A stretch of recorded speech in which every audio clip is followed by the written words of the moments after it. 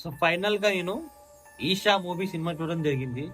ఈ cinema last year 25 ఫిబ్రవరి release అయింది. So నాకు ఇక్కడ రిలీజింగ్ కుదరలేదు, అందుకనే అమెజాన్ లో వచ్చినాక చూశాను. సో సినిమా చూసిన తర్వాత నేనైతే భయపడ్డా. ల్యాప్టాప్ లో సినిమా చూసి నేను భయపడ్డా అండ్ సర్ప్రైజ్ కూడా అయ్యాను.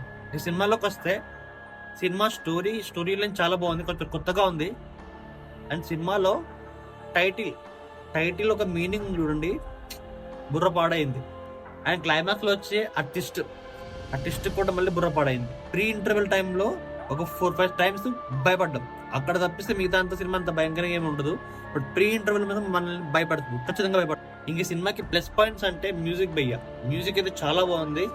అండ్ దాంతోపాటు స్క్రీన్ ప్లే, మెయిన్లీ అంటే స్క్రీన్ ప్లే. సో సినిమాలో 4 దయ్యాలు ఉంటాయి. సో 4 దయ్యాలు ఎందుకు వాళ్ళు దయ్యాలు అయ్యారు, ఆ రీజన్ ఏంటి అని చాలా బాగా చూపించారు. బట్ నాకు నచ్చింది ఏంటంటే, ఒక దయ్యం ఉంటుంది, సపరేట్ దయ్యం, అది 5వ దయ్యం. ఆ దయ్యానికి ఇచ్చిన మీనింగ్ కానీ పర్పస్ కానీ